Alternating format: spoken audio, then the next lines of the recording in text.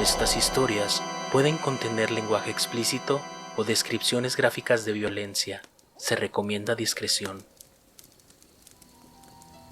Permíteme llevarte a un lugar en donde los secretos más oscuros y el miedo acechan en cada rincón. Soy Rafael Castellanos, tu anfitrión en este escalofriante viaje. Así que apaga las luces, enciende las velas y adéntrate conmigo en estas historias antes de dormir.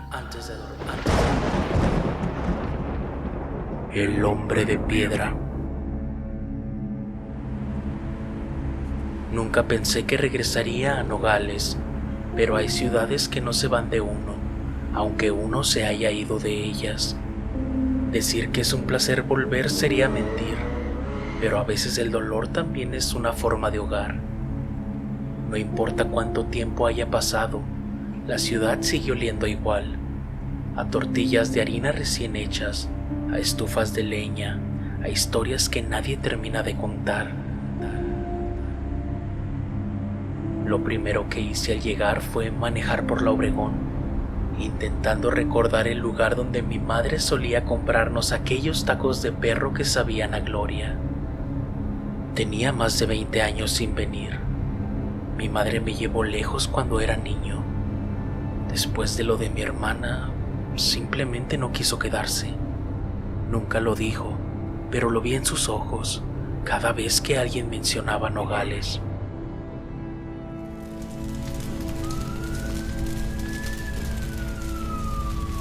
Supongo que todo comenzó mucho antes, con la tragedia del VH. Yo tenía apenas 2 años cuando se incendió. Papá era bombero. Entró a intentar sacar a los empleados atrapados en el fuego, pero no salió. Mamá estaba embarazada de mi hermana en ese entonces. Después de todo eso, quedarse aquí fue demasiado. Para ella, para nosotros. Nos fuimos a otro lado, a un lugar más seguro. Ahora que ella ya no está, sentí que era momento de volver, de caminar otra vez por las calles donde alguna vez fui feliz, la ciudad a la que a pesar de todo siempre sentí que pertenecía. Hay cosas que uno solo recuerda cuando vuelve, como si al cruzar de nuevo la frontera, algo se activara en la sangre. La mayor parte del tiempo los niños tienen un amigo imaginario, uno que los acompaña, que los escucha cuando los papás no lo hacen, uno que aparece justo antes de dormir, o cuando el silencio se vuelve demasiado largo. Yo tuve uno, recuerdo, se llamaba Nico, siempre traía cachucha, pasaba horas jugando con él. Después crecí y Nico simplemente se fue. Entre mis amigos también era común. Omar tenía uno que solo se aparecía si miraba debajo de la cama después de medianoche.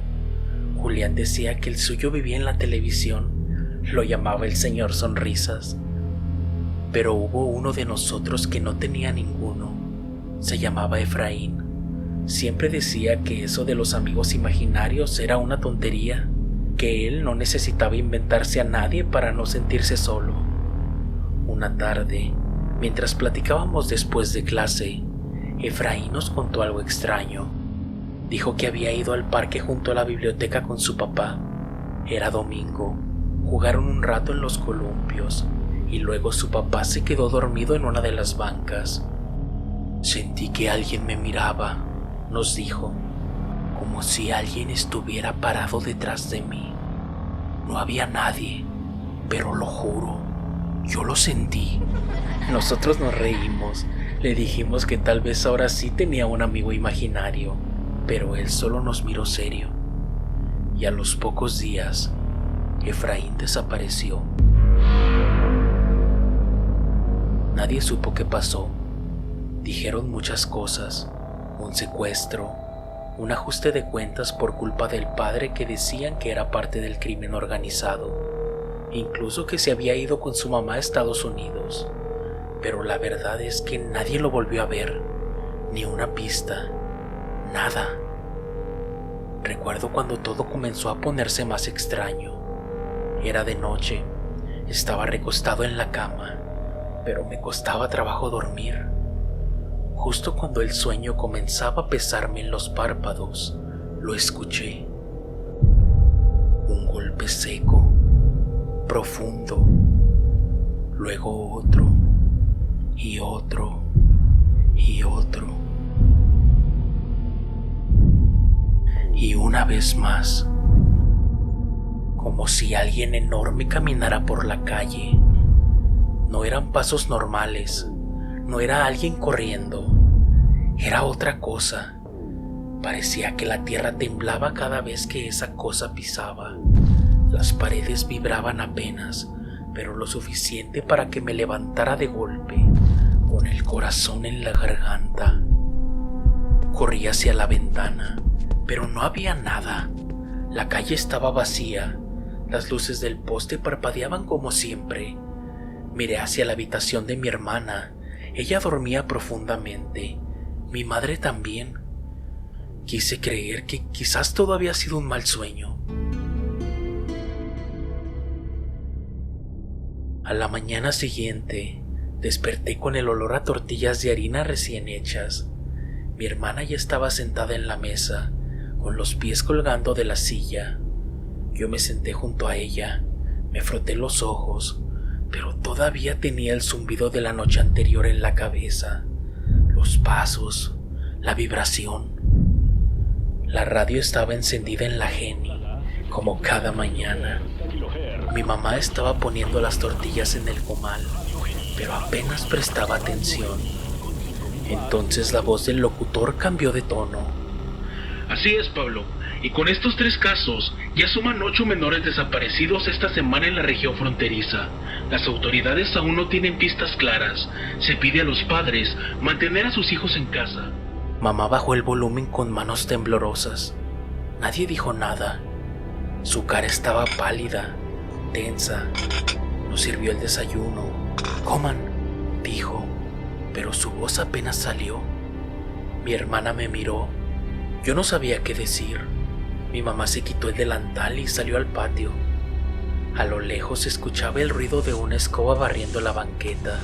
Yo estaba con el bocado a medio masticar cuando escuchamos un grito. No era un grito normal. Era el lamento de una mujer que se estaba rompiendo por dentro. Agudo, doloroso. Yo corrí hacia la ventana. La señora del 18A estaba en el suelo, gritando, deshecha. Su esposo apenas podía sostenerla. Mamá estaba con la vecina, tratando de entender, de calmar, de preguntar. ¿Pero qué pasó? ¿Cuándo fue la última vez que lo vieron? ¿A qué hora salió? ¿Estaba solo? Eran las preguntas que rondaban en el aire. Uno de los desaparecidos era nuestro vecino, el más pequeño, el que jugaba con carritos en la banqueta, el que me regaló una paleta apenas la semana pasada.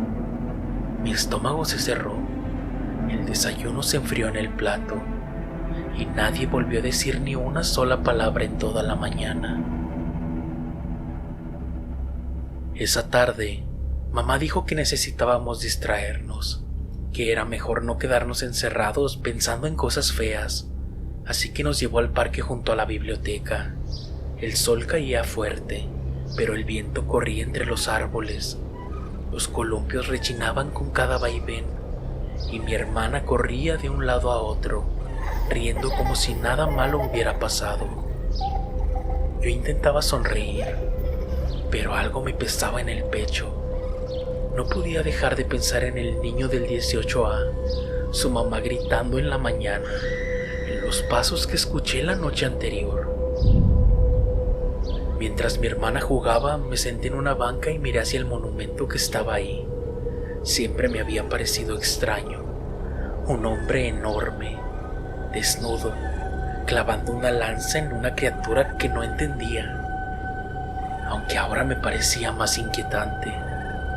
Pasaron los minutos y comencé a sentir una mirada. No sabía de dónde venía, pero era intensa, como si alguien me observara desde lo alto. Recordé lo que Efraín nos había contado antes de desaparecer, que en ese parque, junto a la biblioteca, Sentía que alguien lo miraba también.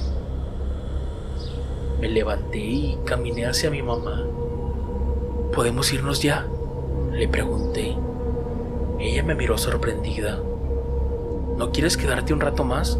Tu hermana se está divirtiendo. No, me siento raro aquí.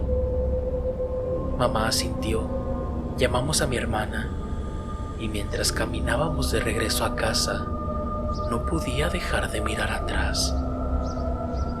Antes de continuar, queremos pedirte que te suscribas al canal y actives la campana de notificaciones para que no te pierdas ningún nuevo episodio de Antes de Dormir.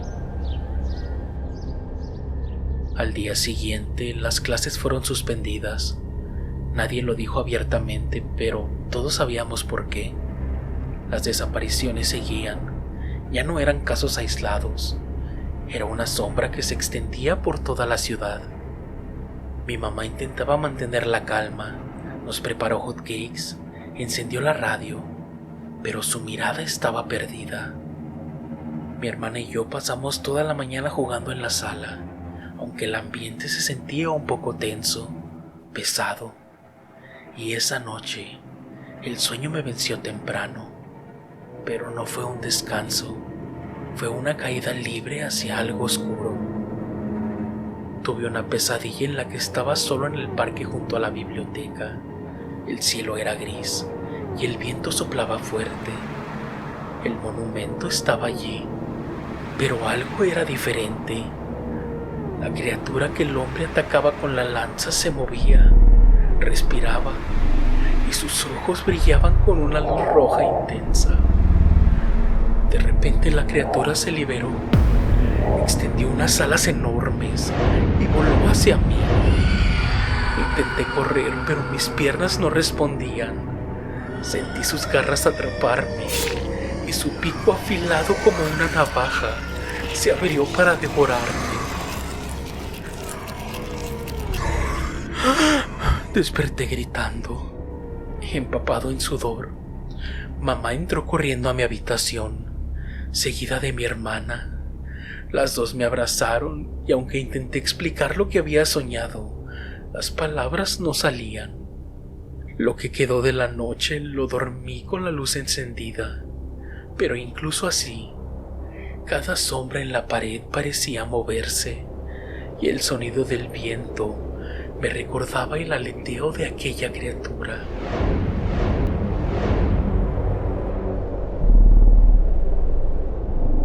Pasaron algunos días, no salíamos mucho.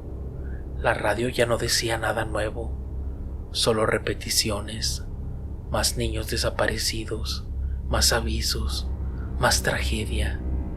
Yo seguía teniendo miedo, aunque intentaba disimularlo. Me despertaba cada noche solo para asegurarme de que las ventanas estuvieran cerradas, de que mamá respiraba y de que mi hermana seguía en su cama.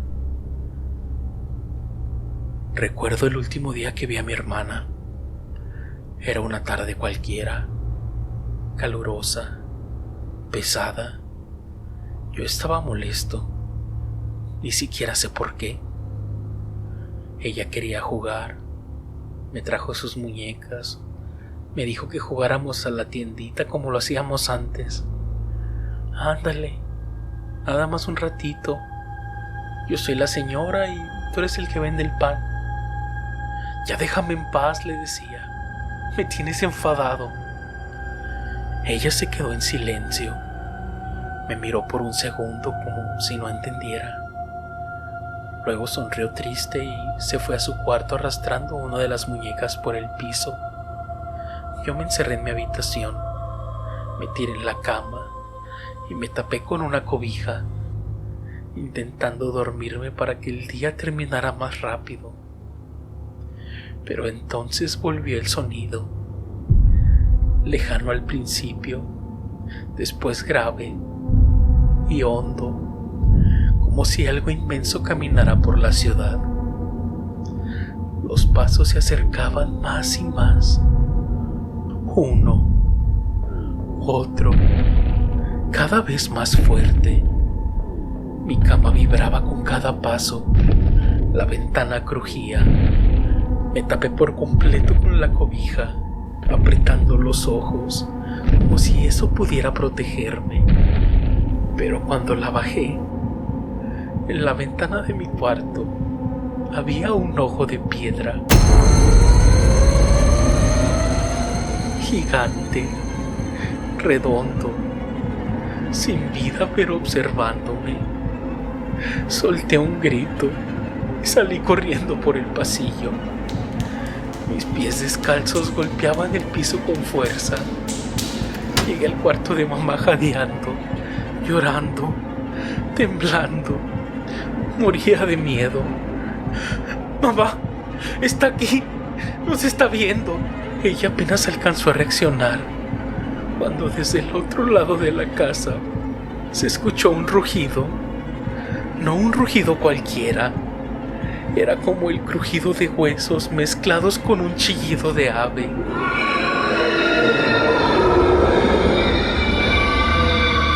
Corrimos al cuarto de mi hermana. La cama estaba vacía. La ventana estaba abierta. Y su muñeca favorita estaba tirada en el suelo. Mi madre gritó su nombre una y otra vez. Yo solo me quedé ahí, con el cuerpo congelado, sintiendo que el aire se me iba, que todo había sido mi culpa.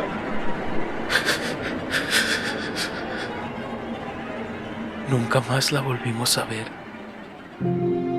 Los días que siguieron fueron un infierno. Mamá dejó de dormir. Yo tampoco dormía mucho. La casa se volvió un eco de gritos, de preguntas sin respuestas, de juguetes que ya no se usaban.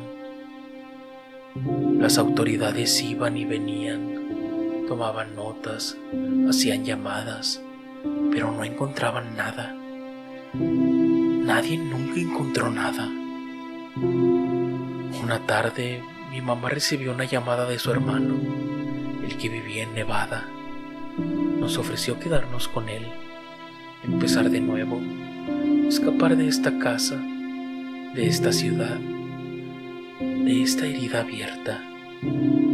Y así, sin más ni más, nos fuimos, sin maletas completas, sin despedidas. Simplemente dejamos todo atrás. Nunca supimos qué pasó con las desapariciones. Dejamos de preguntar. Dejamos de saber. Yo crecí al otro lado, con otra lengua, con otra rutina, otra gente, pero jamás dejé de pensar en mi hermana. Y hoy que regreso a Nogales, después de tantos años, después de que mamá murió, quise regresar al parque, el que está a un lado de la biblioteca, uno de los lugares en los que jugué con mi hermana por última vez. Pero ya no es un parque, ahora es una plaza. Hay vendedores ambulantes, gente caminando y un grupo de estudiantes tocando sus tambores y cornetas. Y allí está él, el hombre de piedra, el monumento que tanta inquietud me causaba. El Monovichi, como todos lo conocen, ya ni siquiera está en el mismo lugar. Parece que lo movieron unos metros. Tal vez fue parte de la remodelación. Pero da igual. Lo miro. Volteo hacia arriba. Hacia su cara. Y lo reconozco. Es el mismo ojo. El mismo ojo que me miró desde la ventana la noche en la que mi hermana desapareció. Nunca podría olvidarlo.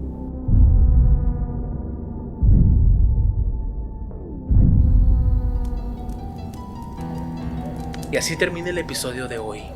En ocasiones, los monumentos no son solo piedra tallada, no son solo bronce o mármol levantado en nombre del honor, la historia o la razón. A veces son testigos, a veces son cárceles, a veces son puertas que nadie se atreve a abrir. En cada ciudad hay uno, una estatua, una figura, una sombra inmóvil que parece inofensiva, hasta que te mira. Recuerda que cada jueves navegaremos por los rincones más tenebrosos de la imaginación en Antes de Dormir. Queremos agradecer a todas las personas que nos han estado apoyando en este proyecto. Síganos compartiendo con sus amigos y familiares para llegar a más lugares y crecer así la comunidad de Antes de Dormir. Síguenos en nuestras redes sociales como @antesdedormirmx. No olvides suscribirte, darle like a nuestros episodios y escucharnos cada semana en YouTube o cualquier plataforma en la que escuches podcast. Antes de Dormir fue creado y producido por Rafael Castellanos y José Arturo Rascón.